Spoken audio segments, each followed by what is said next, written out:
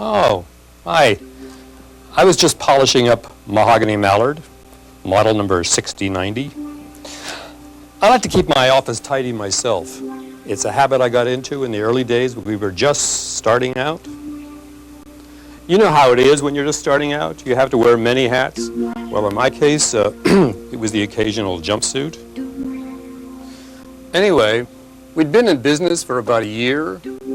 We had great products and even better service. The trouble is, nobody knew. My assistant Roberta and I realized being good wasn't good enough. We needed to get noticed, to toot our own horn. We thought about advertising, but do you know how much that costs? Besides, we didn't need to reach millions of people. We just needed to reach the right people, the ones who needed what we had to offer, the ones who could make the buying decision. So, we tried cold calling. Hey, what could it hurt, right? The real question was, how did it help? The trouble with phone calls is you've got to get through to the people who make decisions, and most of them have people who make sure people like you don't get through to people like them. Either they take a message and never get back to you, or they put you on hold, which is kind of like getting stuck in an elevator. The problem is, even if you do get through to the decision makers, and even if they are willing to talk to you, a phone call isn't the greatest way to get a lot of information across. And besides, how do you know they'll remember what you're saying? And most importantly, how will they remember you?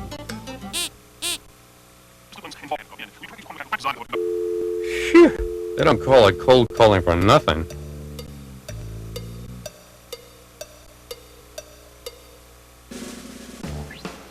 So then I thought, hey, let's take our case directly to potential clients. Do a little opportunity knocking, so to speak. Once they saw what we had to offer, the rest would be easy.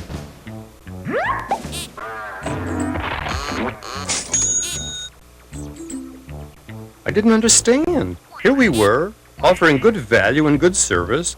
We were filling a real need, but everyone's calendars were already filled. Few people would take the time to listen to us, and even fewer of those were in a position to make decisions.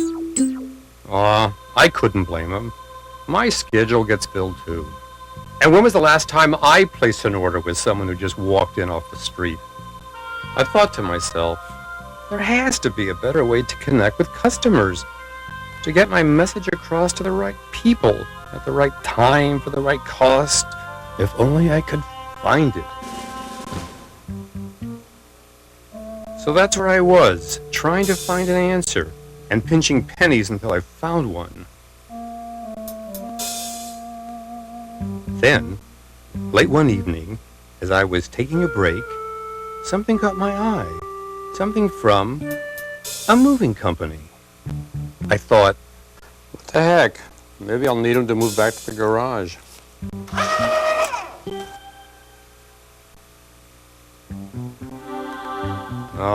Who was I kidding? Another few weeks of business like this and I wouldn't be able to afford anyone. Much less movers. Nevertheless, I filed it away. You never know when it might come in handy. But you know, those get-a-move-on movers had a few things going for them that I didn't. They'd gotten noticed, they'd gotten their message across, and in my mind, they'd gone straight from being strangers to being a business resource.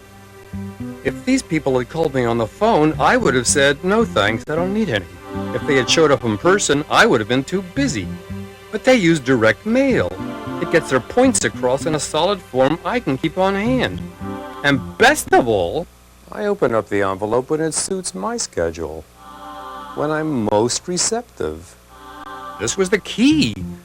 I couldn't wait to see Roberta's face when I told her the next morning. Junk mail? You want to do junk mail? No, that's just the point. It's not junk mail. Junk mail is mail that is meaningless to the recipient. I'm talking about the opposite.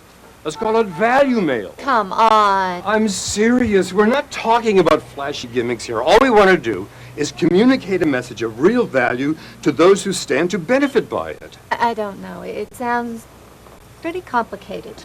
Then we'll hire specialists. Brilliant, Gordon. And how are we going to pay for them? I don't know. We'll just tighten the old belt again and just get rid of some of the stuff we don't need.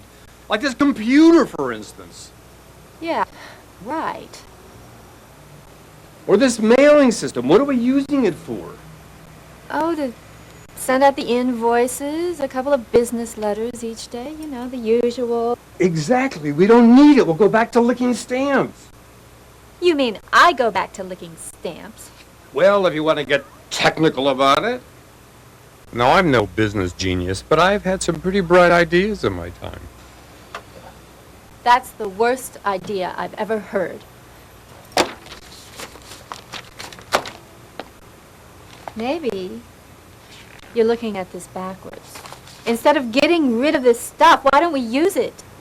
What do you mean? Look, if this computer can keep our books, I'll bet it can manage a mailing list as well. And with a page layout program, I'll bet we could put together a pretty decent-looking mailing. I'm no artist, but with today's software, you don't have to be. Well, it sounds pretty complicated.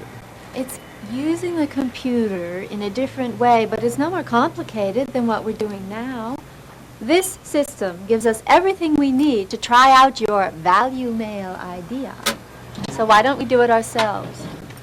I think that's the way to go, especially when you consider the alternative. Yeah, what's that? You lick your own stamps. As I said, I've made some great decisions in my day, like when I decided to hire Roberta. That was the start of Operation Value Mail.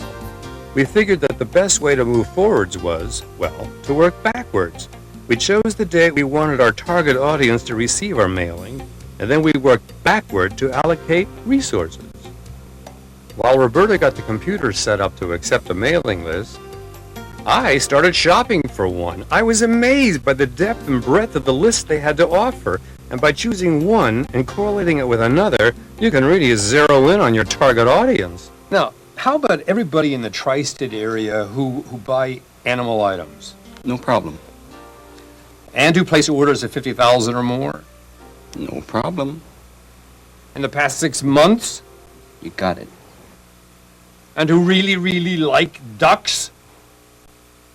Well, I had to ask. It didn't take long to get the mailing list in the computer. The list house provided it on a diskette compatible with our system. Meanwhile, I drafted our message. No double talk, just a straight communication about our company and what we had to offer. I wrote it up, Roberta cleaned it up, and soon it was ready. It's not ready. Why? It's almost there, but it needs something.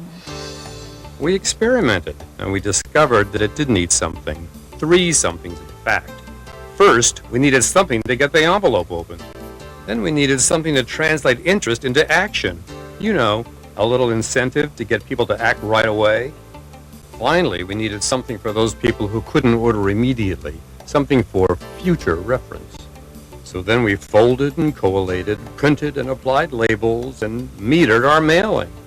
Surprisingly, it didn't take too long at all. That mailing system's pretty efficient. You know what else didn't take too long? That's right, results. Some people called with orders right away, and some were just curious and wanted more information. But our name got out there, and our product started moving. In fact, we moved so much that we moved ourselves. Hey, when you gotta grow, you gotta grow. And you know who I called for the move? You got it. Heck, I figured I owed them. Besides, they were offering a new client discount too. Of course, it took more than a single mailing to keep us growing, but that was the beauty of the system. Since we had all the resources in-house, it was no big hassle to create new kinds of value mail and to keep enhancing our message. We started using a freelance artist to give us a little more creative impact, but the bottom line was the same. We kept our mailing list online and our mailing system standing by, because you never know when you need them. Take the case of the blue ducks. One of our Hong Kong suppliers got our order a little mixed up.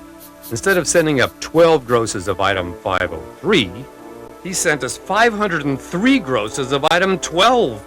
And what's more, when I said I wanted to see some new designs, he must have thought I said blue designs. I might have been able to get it all straightened out, but that would have taken too long. I needed to move these ducks ASAP. So we used our value mail resources to get out a special offer the very same day. Free blue duck with each order. Hurry while supply lasts. It was a way of turning what could have been a crisis into a golden opportunity. Or rather, a blue one. Well, that was a while ago. And while we've kept growing, some things haven't changed. Here, let me show you. You see, value mail is still at the heart of our business. Here's the research department. And they're working to identify the cycles of our business, when clients buy and why, and that helps us in the timing and in the strategy of our mailings. Here's the billing department. With every invoice, we include an insert, a special offer, or a thank you message. We've even put in questionnaires and got some useful suggestions, too. We're trying out a mail order division, too. If it takes off, we'll start working with one of the big direct mail companies. But right now, we're testing the waters with a catalog we produce and distribute it right here. That's the man from the list service house. Nowadays, we don't just rent lists from him. He also buys them from us. Here's Roberta. She's getting ready to head up the North Coast office. We're expanding into that area, too. That's right. And you can bet that before we decided to open up over there, We did a lot of value mailing to that territory also. to make sure that the client base and the demand were there before we committed. It's surprising, really, the way all this didn't take any fancy equipment or major expense.